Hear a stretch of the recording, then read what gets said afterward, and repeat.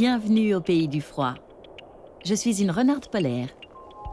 Depuis 400 000 ans, nous, les renards polaires, nous vivons dans la toundra, le désert glacé qui entoure le pôle Nord.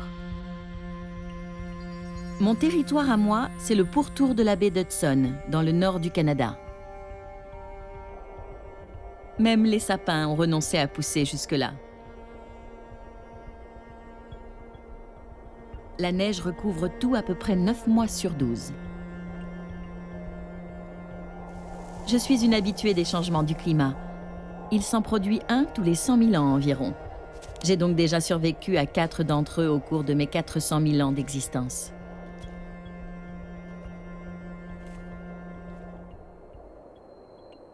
Depuis toujours, le problème principal ici, c'est de manger sans être mangé. Ma tactique consiste à me faire blanche comme la toundra, et d'autres font comme moi. Le lagopède, par exemple. On l'appelle aussi la perdrix des neiges. En ce moment, il se fait plus blanc que blanc pour échapper à ces prédateurs dont je suis. Mais l'été prochain, nous serons tous les deux plus bruns que bruns.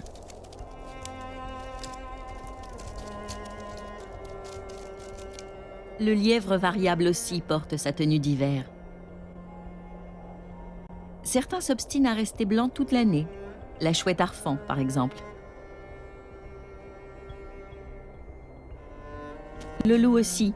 Il y a quelques centaines de milliers d'années, c'était un loup gris très banal, et l'ours polaire n'était qu'un ours brun. Nous nous sommes tous adaptés à l'environnement. En 400 000 ans de froid polaire, nous, les renards, sommes devenus les champions des économies d'énergie. Notre métabolisme très bas, nos toutes petites oreilles, nos bottines fourrées, notre nez court et notre épaisse fourrure d'hiver sont de super équipements de survie. Certains renards polaires sont blancs, d'autres sont gris. On les appelle les renards bleus. Mais nous sommes tous de la même espèce, celle des champions de la résistance au froid. Notre queue est une vraie couette. Enroulés dedans, nous sommes capables de dormir au chaud, même par moins 40.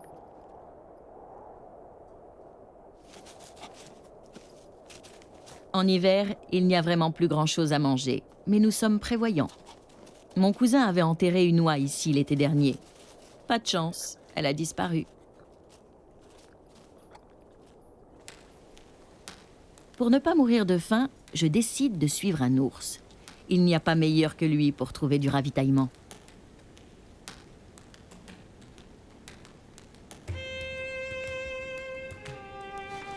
Cette femelle surveille la banquise. Si elle était formée, elle serait déjà en train d'y chasser le phoque avec son ourson. Moi, je mangerais ses restes, et tant pis si on me traite de charognarde. La chaleur bouleverse nos bonnes vieilles habitudes.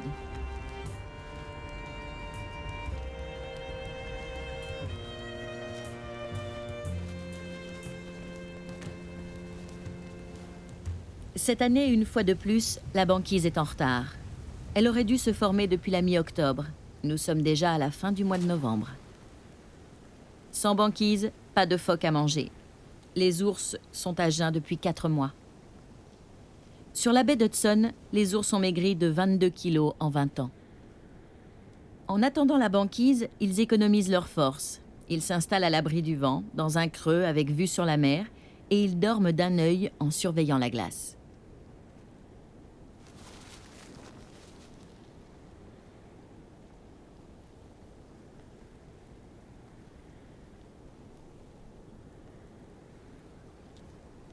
Ce matin, c'est la canicule.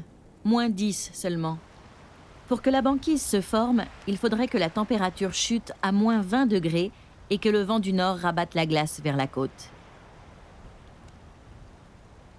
Normalement, toute cette eau devrait déjà être recouverte d'une épaisse couche de glace. On en est loin.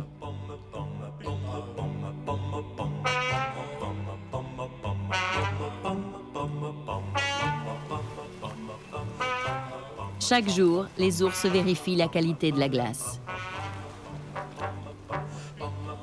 En s'étirant, celui-ci cherche à se faire le plus léger possible. Ce n'est pas facile quand on pèse 600 kilos. Il sait nager, bien sûr, mais il évite de tomber à l'eau. À cette saison, Il n'a plus assez de graisse pour se protéger du froid.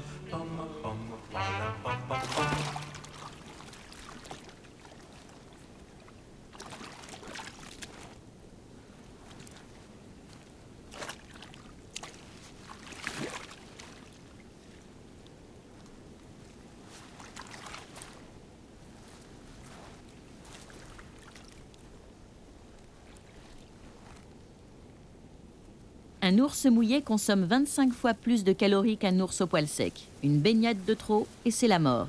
Il vaut mieux retourner se coucher.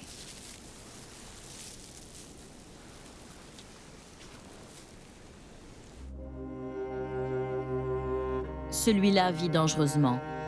Il explore les crêpes de glace qui se forment dans la baie, mais elles ne sont pas encore assez soudées entre elles.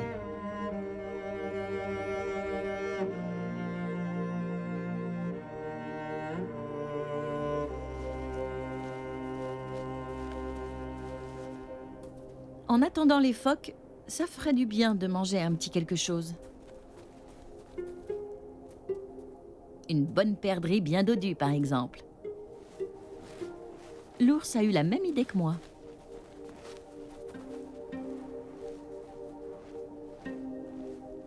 Celle-ci avait échappé à la chouette Arfan.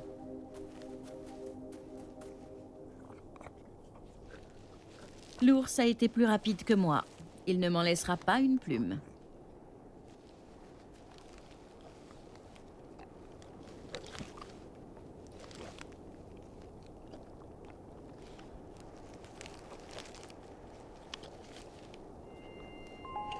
Comme j'ai de la suite dans les idées, je mets mes petites pattes dans les grosses traces de l'ours.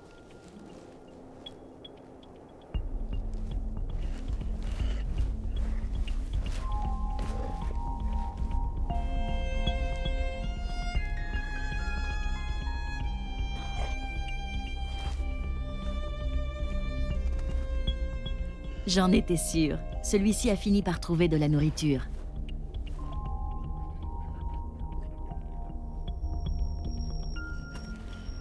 À cette saison, les fruits sauvages sont bourrés de sucre et de vitamines. Je les adore car ils me permettent de reconstituer mon stock de graisse. Mais une fois de plus, ce goinfre ne va pas m'en laisser une seule petite branche.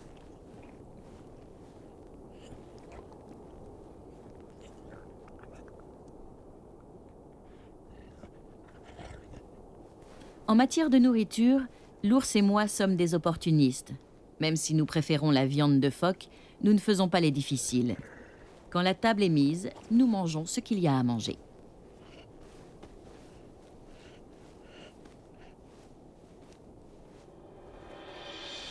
J'ai quand même de la chance.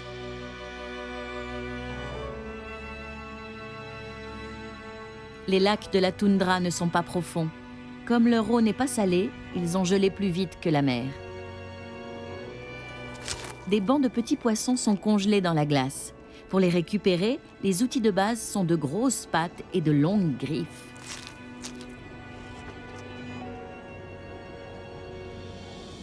Il me faut absolument ce poisson, et je l'aurai. Mais cette glace est vraiment trop dure.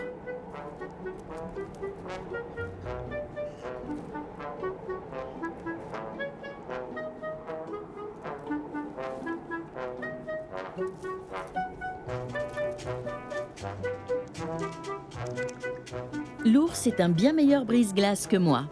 Plutôt que de creuser par mes propres moyens, j'essaie de récupérer ses restes. C'est beaucoup plus efficace.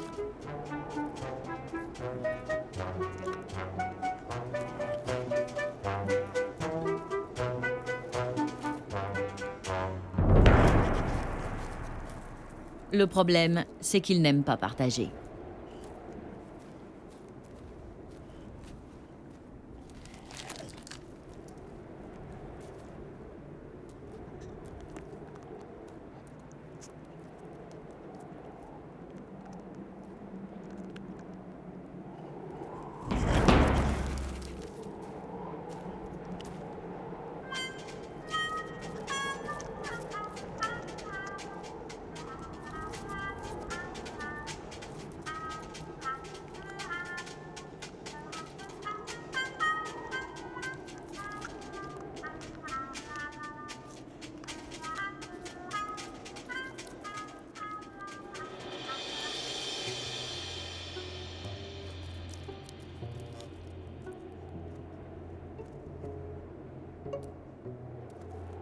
D'ailleurs, j'ai un autre point commun avec l'ours. Moi non plus, je n'aime pas partager. Il y a vraiment trop de goélands ici. Touche pas à mon poisson, toi.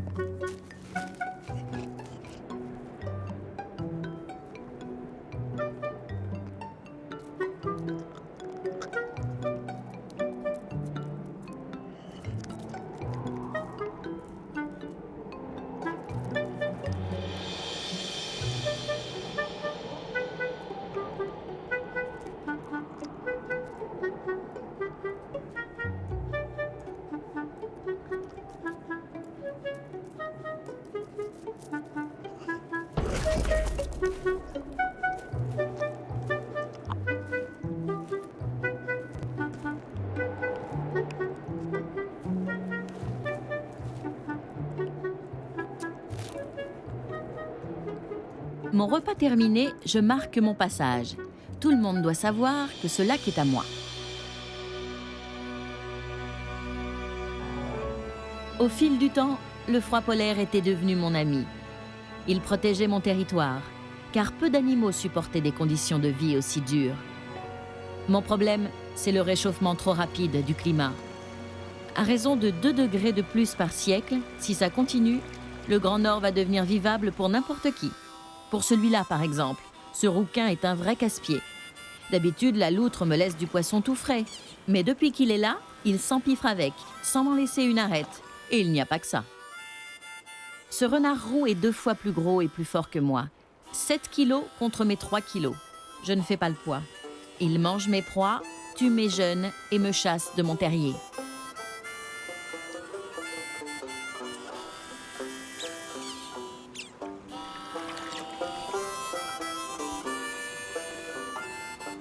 Il me repousse toujours plus loin en direction du nord. On dit qu'il vient des régions tempérées et qu'il serait peut-être mon ancêtre lointain. Depuis un siècle, il aurait commencé à remonter du sud à travers la forêt. On l'aurait aperçu pour la première fois dans le Grand Nord vers 1918.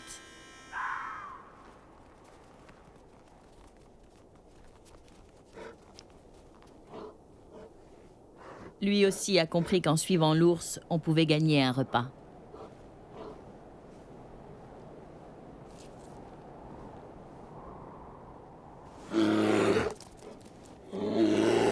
Ces 2 frères se battent amicalement. Mais un coup de patte d'ours est vite attrapé. Il est prudent de garder ses distances.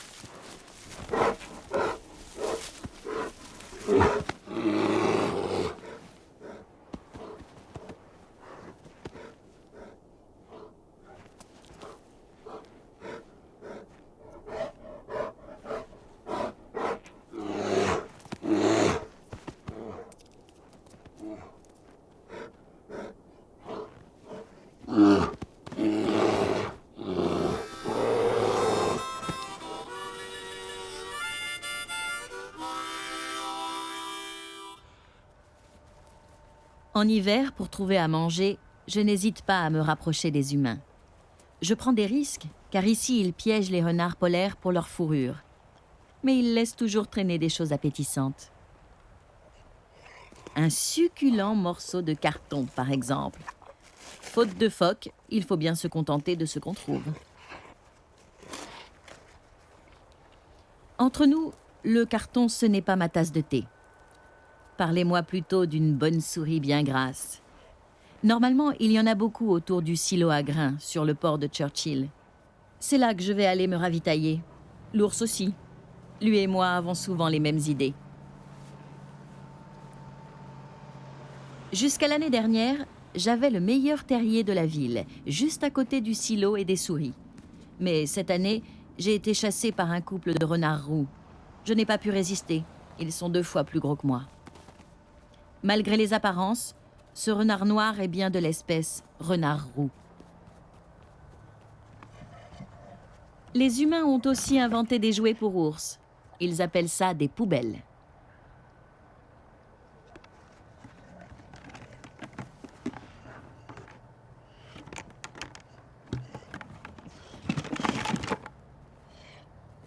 Une étape à haute valeur gastronomique, c'est la décharge. En principe, les humains n'ont pas le droit d'y jeter de la nourriture. Heureusement, il leur arrive d'oublier de la pizza ou des hamburgers dans leurs vieux cartons. Et nous, les renards, nous sommes les champions de la récupération.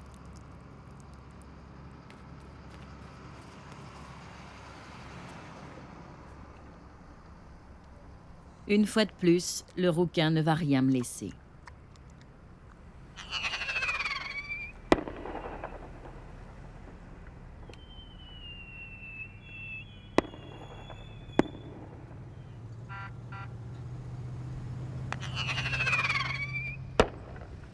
Ce jeune ours n'a pas encore compris qu'il est interdit d'explorer le port.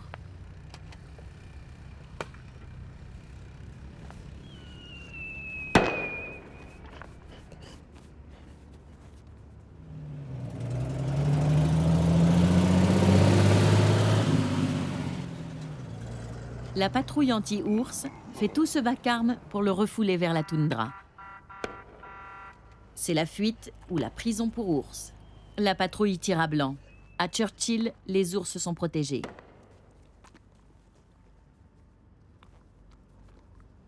Si le réchauffement s'aggrave, les ours vont rester de plus en plus longtemps en ville. La patrouille va avoir de plus en plus de travail pour les éloigner.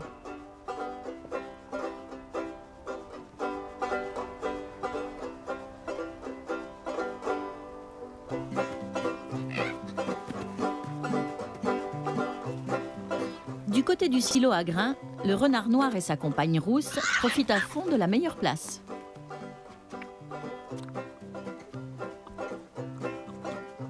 Pour les scientifiques, l'arrivée de ce pirate sur mes terres polaires ne serait peut-être pas due au seul réchauffement du climat.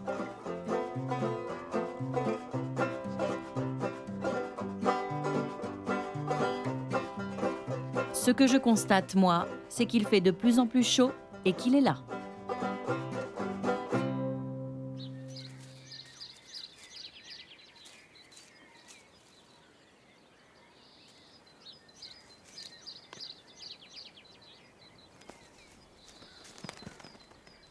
Ce n'est pourtant pas la place qui lui manque dans sa région d'origine. Chez lui, il y a vraiment tout ce qui peut faire le bonheur d'un renard. Je me demande pourquoi il vient m'envahir.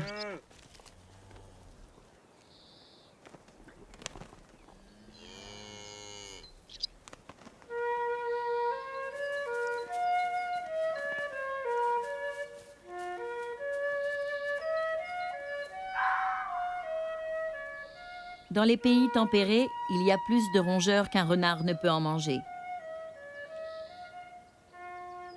Celui-ci grandit en Bourgogne, en France. Sous le regard de sa mère, il s'entraîne à chasser les taupes.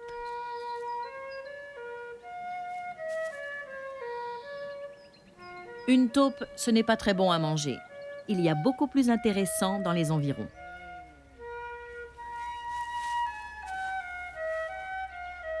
Dans cette confortable campagne bourguignonne, il y a des fermes. Et dans les fermes, on cherche et on trouve des poules. Même ici, chez lui, ce terrible rouquin trouve le moyen de se rendre impopulaire, car les humains détestent partager leurs poules. Il a des circonstances atténuantes. Au printemps, les renards ont besoin de plus de calories pour nourrir leurs jeunes. Chaparder une poule est provisoirement une nécessité vitale.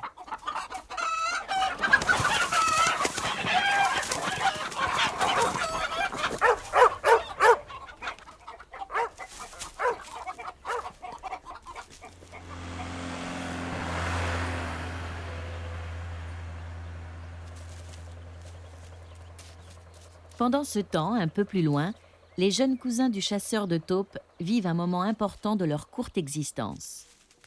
Aujourd'hui, 8 mai, à midi moins le quart, ils sortent du terrier pour la première fois. Ils sont tout juste âgés d'1 mois.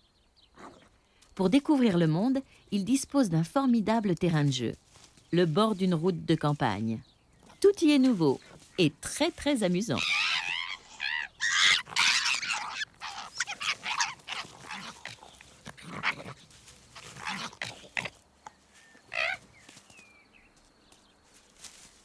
Leur jeu préféré consiste à essayer de deviner qui sera le chef. Le plus gros cherche déjà à imposer sa loi. Pour le moment, c'est encore pour rire.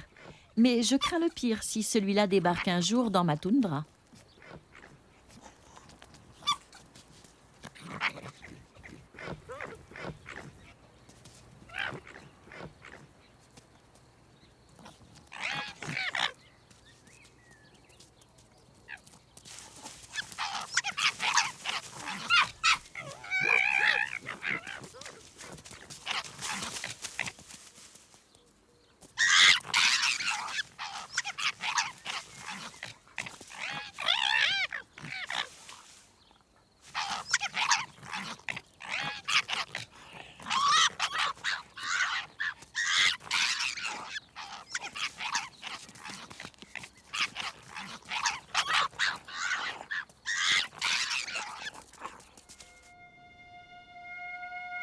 Le vrai territoire du renard roux, le voilà. Des forêts de feuillus qui alternent avec des prairies entourées de haies vives. Le renard roux vit de préférence en lisière de la forêt. Il installe son terrier à l'abri des arbres, mais aussi dans les haies vives qui abritent des oiseaux, des lapins, des rongeurs. Autant de futurs repas pour lui. Il ne perd pas de vue les prés, domaine du campagnol des champs, sa proie favorite.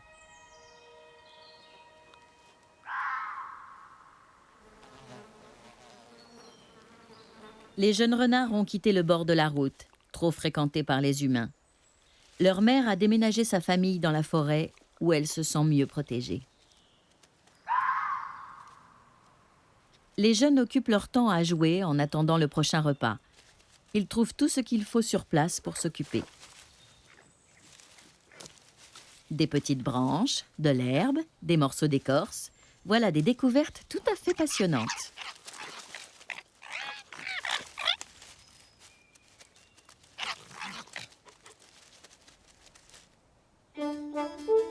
Dans la prairie voisine, leur mère part à la chasse aux campagnols. Il lui en faut plus de 60 par jour pour nourrir ses 4 renardeaux.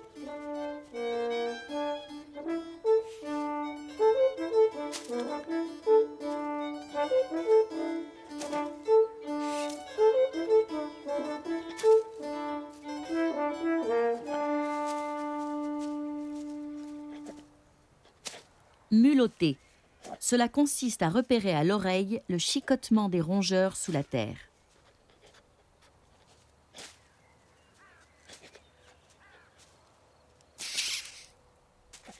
Puis, le chasseur saute de façon à retomber juste sur sa proie.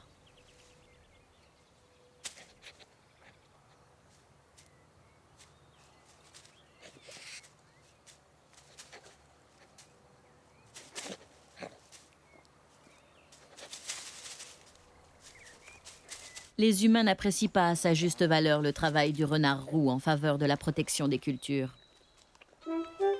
Ici, il ne manque vraiment de rien. Pourquoi ces renards roux viennent-ils me compliquer la vie dans le Grand Nord ?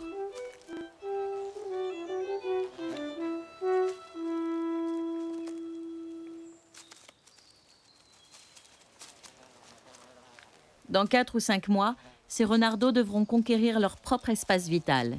C'est la loi de l'espèce. Cela ne leur posera pas de problème, car leur domaine s'étend chaque année un peu plus en direction du nord. Sous l'effet du réchauffement du climat, la ligne de front des feuillus remonte vers le nord, et avec lui le territoire de ce terrible rouquin, mon ancêtre devenu mon ennemi.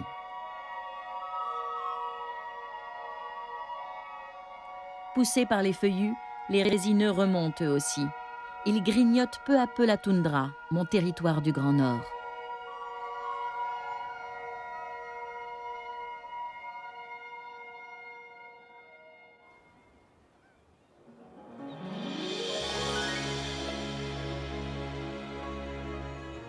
Il y a quand même un pays où le renard roux n'a jamais posé une patte.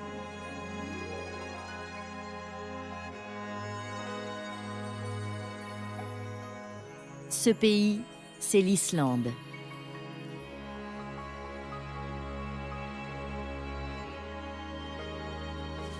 Coucou, c'est encore moi, la renarde polaire. Je porte à présent ma tenue d'été à poils courts. Je suis arrivée ici il y a bien longtemps, en dérivant sur un iceberg depuis le Groenland.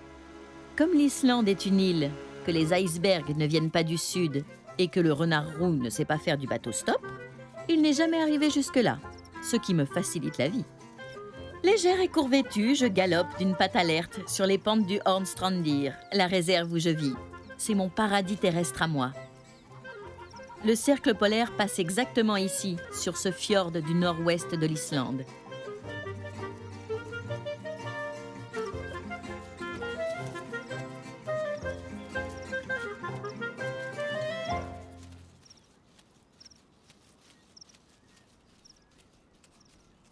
Je porte encore des restes blancs de ma fourrure d'hiver. Cela me donne l'air d'un mouton mal tondu. C'est parce que je suis célibataire. Je ne me suis pas usé les flancs à l'entrée d'un terrier pour aller nourrir mes jeunes. N'étant pas mère de famille, je suis reléguée tout en bas de la hiérarchie dans la société des renards. Mais en tant que célibataire, je suis libre d'aller et venir entre plusieurs territoires, et ça m'arrange bien.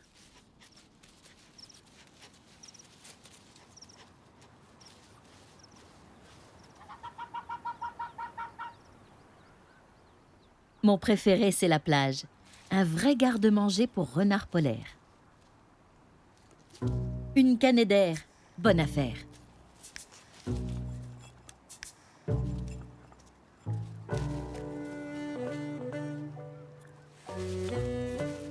La canne est presque plus grosse que moi, mais ce n'est pas un problème. J'ai des mâchoires solides. Je vais aller l'enterrer dans ma réserve. Dans 3 mois, il fera froid à nouveau. Il n'y aura plus que quelques perdrix des neiges à chasser dans la montagne. Cette canne me nourrira un bon moment, si elle se conserve jusque-là.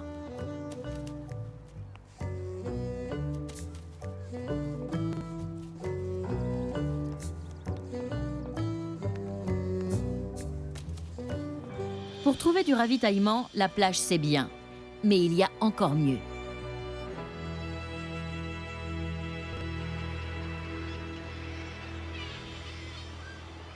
La falaise aux oiseaux. Un supermarché grandeur nature pour renards. Au printemps, des milliers de goélands, de pétrels fulmars et de guillemots y font leur nid. De quoi nourrir plusieurs familles de renards.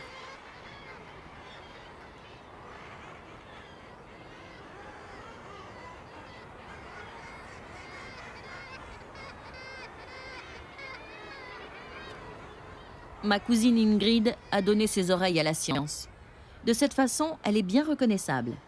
Et en observant ses allées et venues, les scientifiques ont compris qu'elle s'intéressait surtout aux œufs et aux poussins.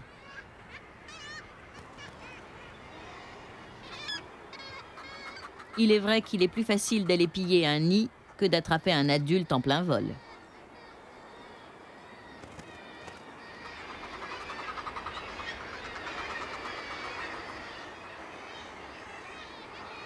Enfin, facile, c'est vite dit.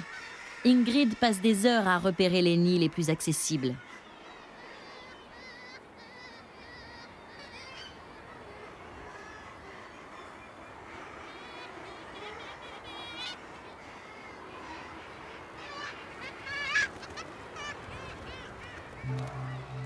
Tout irait pour le mieux si, là aussi, les changements climatiques n'étaient pas en train de bouleverser notre vie.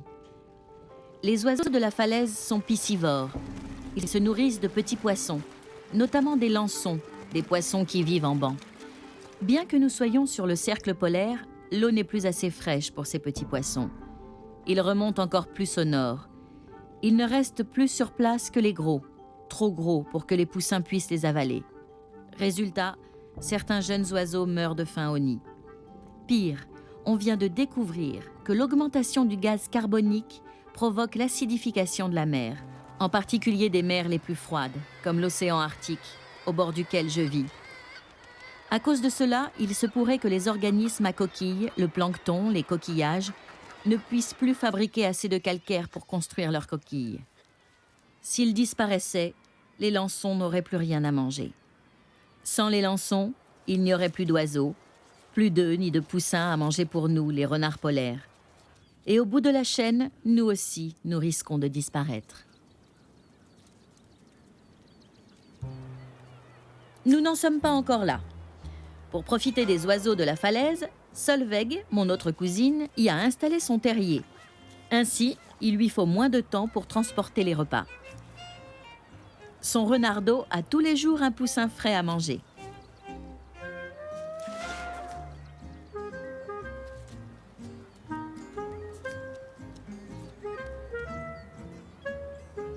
Cette année, nous sommes environ 8000 renards polaires en Islande. Mais en fonction du nombre d'oiseaux à manger, notre nombre varie considérablement d'une année à l'autre. L'équilibre naturel du Grand Nord est fragile. Bientôt, nous serons peut-être les victimes indirectes du gaz carbonique émis par les voitures. Des engins que nous n'avons jamais vus ici.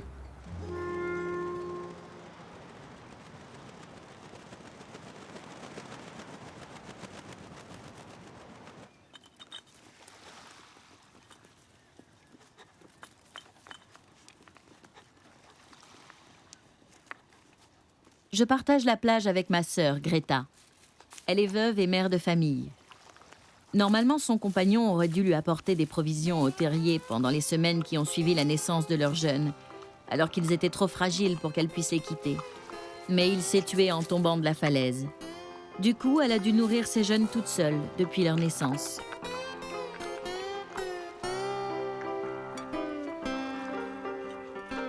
Greta est maigre, elle a faim. La marée a déposé sur la plage un immense poisson des profondeurs. Greta commence par se remplir l'estomac.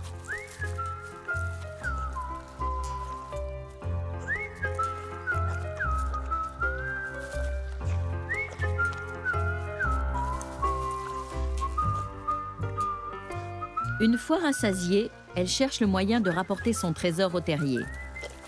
Problème, il est au moins 3 fois plus gros qu'elle.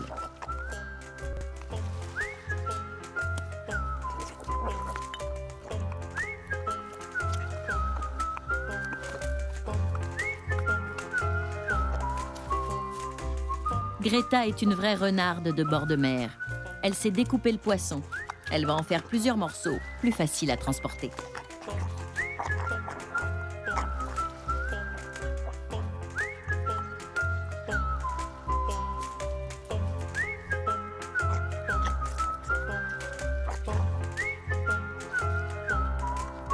Trois petits museaux affamés l'attendent au terrier, quelque part loin dans la montagne. C'est vers eux qu'elle se dirige, lourdement chargée. Ici, la quantité de nourriture disponible est imprévisible. Lorsqu'une occasion se présente, il faut la saisir tout de suite.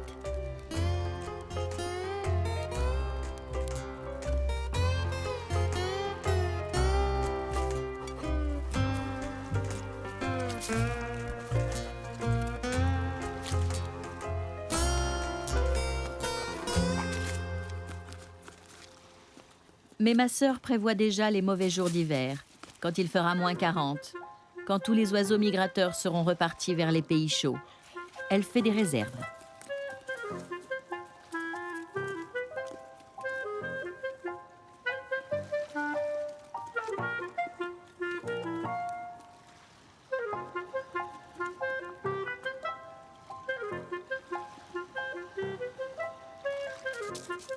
Elle stocke le dernier morceau de poisson dans un coffre-fort bien frais.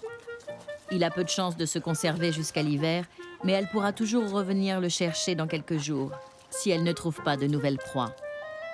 Puis Greta retourne faire son marché.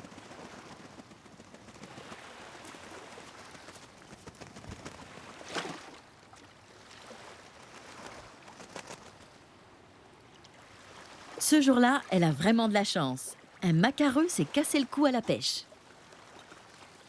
Son garde-manger va se remplir à grande vitesse.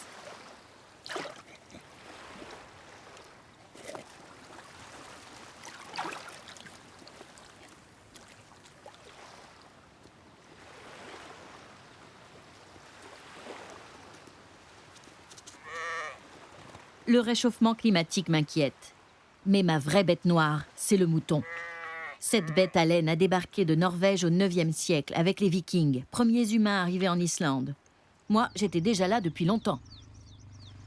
Entre nous, ça a tout de suite été la guerre. D'accord, mes ancêtres renards ont croqué quelques agneaux. Depuis le XIIIe siècle, Une loi oblige tout éleveur de moutons à tuer au moins un renard par an ou à payer une taxe pour rémunérer un chasseur de renards professionnel. Je risque ma peau dès que je sors de ma réserve. Christian Enarsson est chasseur de renards. Il a abattu 130 d'entre nous il y a 2 ans, 70 l'année dernière. Cette année, il n'en est qu'à sa 50e victime, mais la saison n'est pas terminée.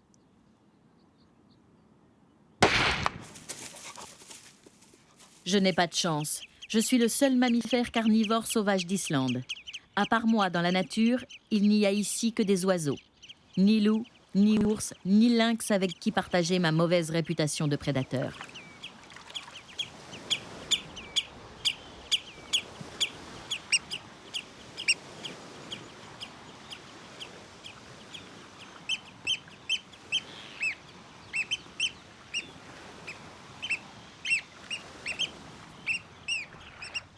Au XXIe siècle, les éleveurs ont trouvé une autre raison de m'en vouloir.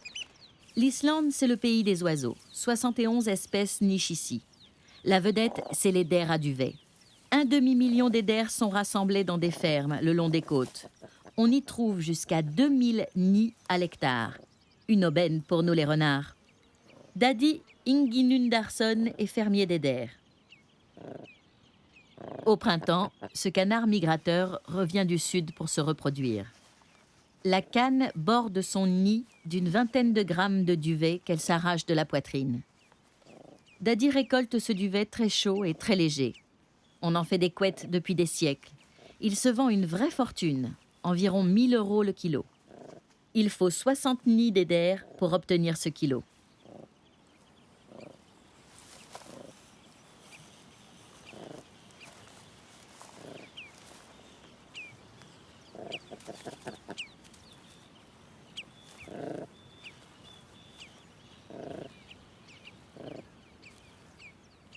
L'eider, c'est la version islandaise de la poule aux œufs d'or. C'est pourquoi Daddy veille jalousement sur les siens.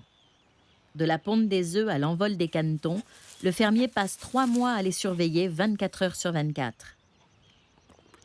Piller les nids d'eider dans un élevage, c'est tentant mais risqué. Il est impossible de profiter de la nuit pour attaquer, car en été, il ne fait jamais nuit.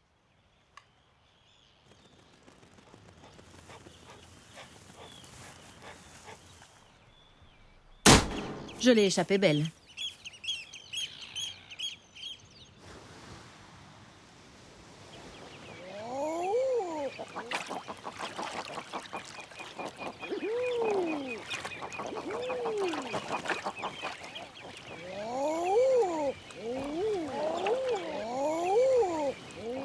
La canne eider reste 27 jours sur ses œufs sans manger. Mais le mâle, lui, ne couve pas. Il reste à proximité pour la protéger. Avec son superbe plumage noir et blanc et sa voix mélodieuse, il a tout pour séduire les jeunes femelles.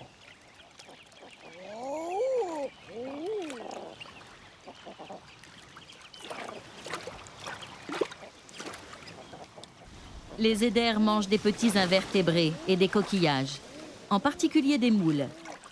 Mais si la quantité de gaz carbonique dans l'atmosphère augmente encore, les moules, elles non plus, ne pourront plus former leurs coquilles à cause de l'acidification de la mer. Et sans moules, il n'y aura plus d'eider. 27 jours à couver sans manger, c'est très dur. Si la canne n'est pas assez grasse au début du printemps, à un certain moment, elle doit choisir.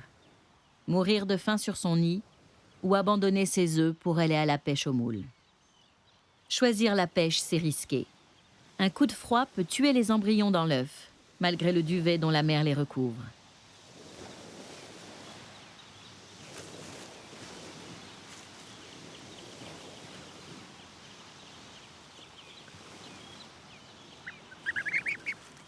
Celle-ci a réussi sa couvée.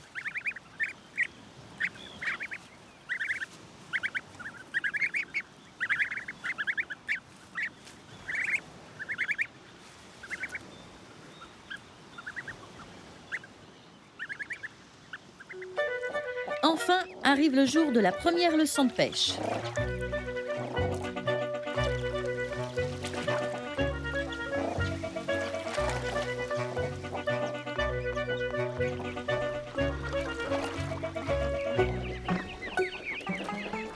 Passer de la chaleur du duvet à l'eau froide, c'est une épreuve. Mais leur mère insiste, il faut la suivre de près. Sinon, le goéland ne fera d'eux qu'une bouchée.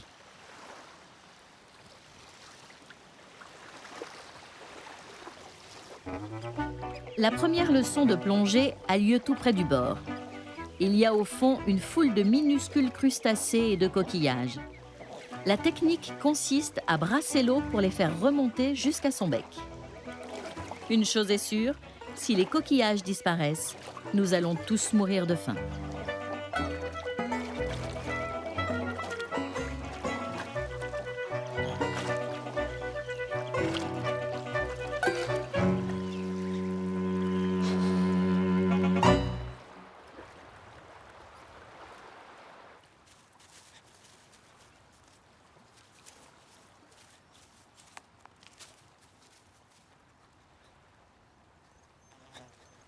La propriétaire de ce nid n'a pas compris qu'il ne faut pas pondre n'importe où.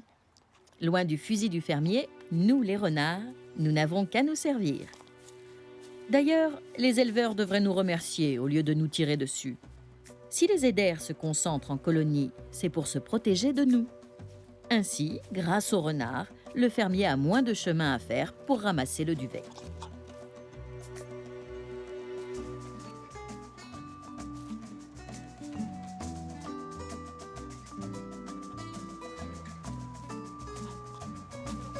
Le problème avec les œufs d'éder, c'est qu'il est impossible d'en emporter plusieurs à la fois. Et il me faut à chaque fois 10 minutes pour aller en cacher un. Mais c'est du travail qui en vaut la peine. Les œufs se conservent beaucoup plus longtemps que la viande. Ceux-là, je suis sûre de les retrouver cet hiver.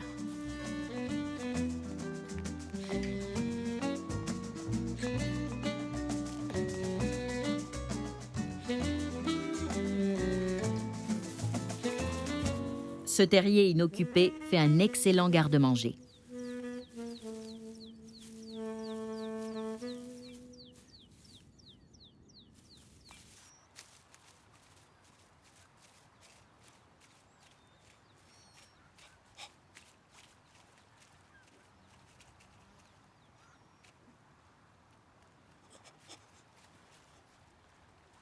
J'ai beau insister, il n'y a vraiment aucun moyen d'en prendre deux d'un coup.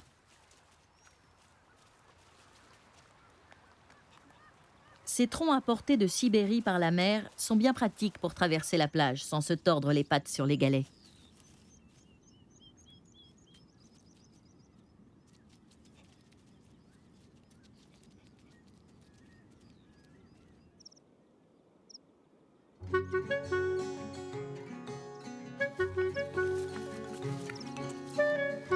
Réchauffement ou pas, l'été est toujours aussi court sur le cercle polaire. Quand le soleil est là, il faut en profiter.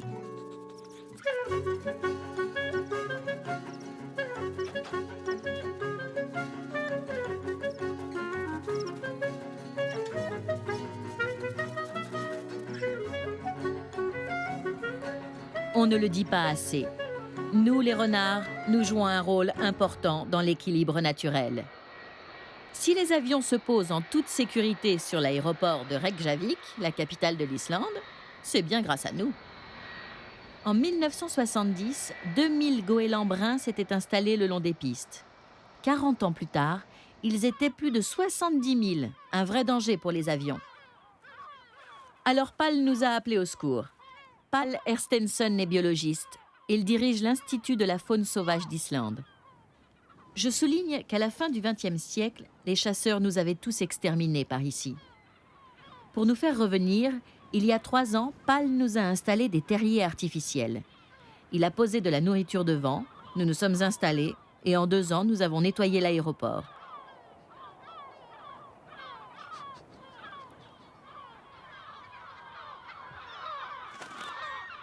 Notre arrivée déclenche la panique.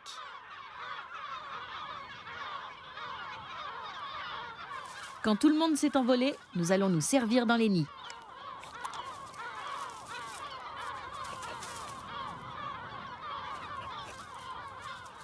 Il n'y a pas que nous. Le pire prédateur du goéland, c'est le goéland lui-même. Il profite de la panique pour aller piller le nid de son voisin. Et c'est ainsi que la démographie s'est effondrée chez les goélands de l'aéroport. 4 couples de renards seulement sont venus à bout de la plus grande colonie de goélands bruns du monde.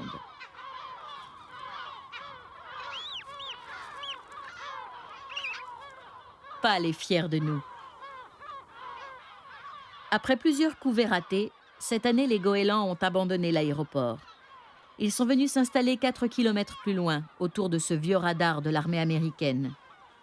Ici, ils ne dérangent personne. Mission accomplie.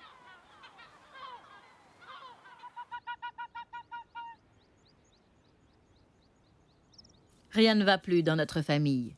Greta et moi sommes en train de nous crêper le chignon. Le nouveau mari de ma sœur est un voyou. Il y a quelques jours, pour que ma sœur accepte de s'accoupler avec lui, il a tué ses jeunes dont il n'était pas le père. Puis il a mangé toutes ses provisions. Après quoi, il a voulu en faire autant avec moi, mais je ne me suis pas laissé faire. Du coup, Greta est fâchée. À présent, ce feignant essaie de se réconcilier avec ma sœur.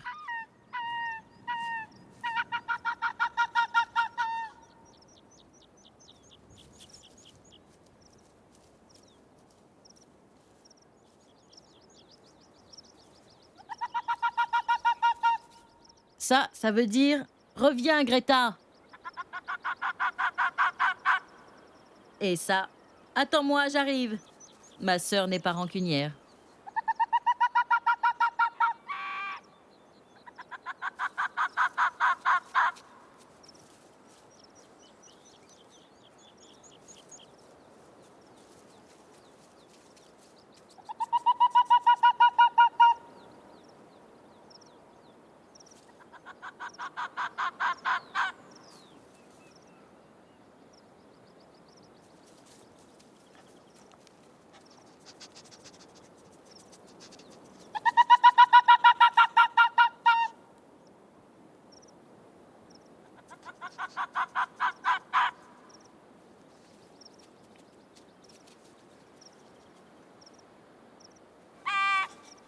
Après cette petite scène de ménage, la vie conjugale reprend son cours.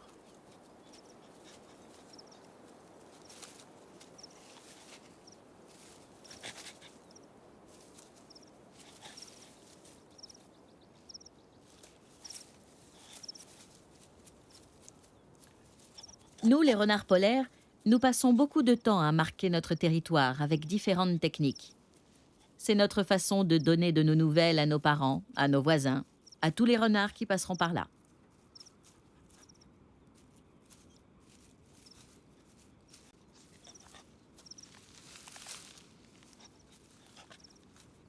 L'Islande était notre petit paradis.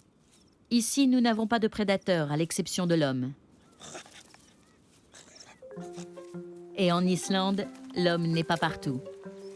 Au fil des millénaires, nous avions appris à nous adapter au froid, à la nourriture imprévisible.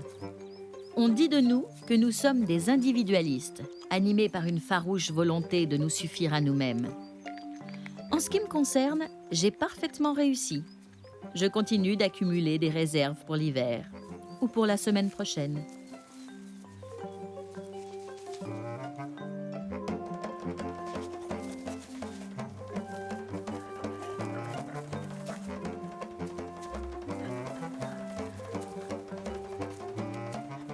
Je ne peux rien faire de plus pour assurer mon avenir. Je vais probablement payer les conséquences d'une pollution qui vient d'ailleurs et dont je ne suis pas responsable.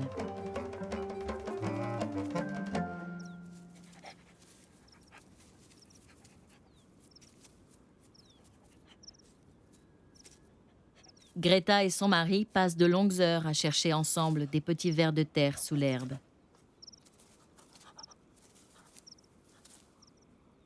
Ce n'est sûrement pas très nourrissant, mais c'est peut-être cela, l'image du bonheur.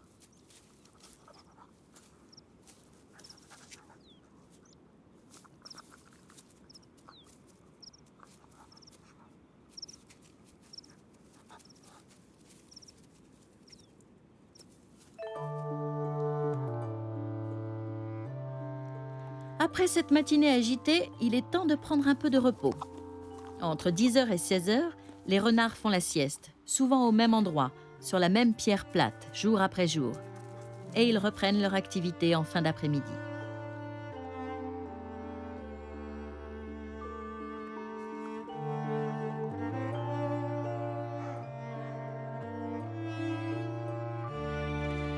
Que vais-je devenir, moi, le renard polaire, si le réchauffement tue les coquillages, s'il n'y a plus de poissons dans la mer, plus d'oiseaux sur les falaises, plus de nids sur les plages? Pourtant, la vie est si belle l'été, au bord du fjord.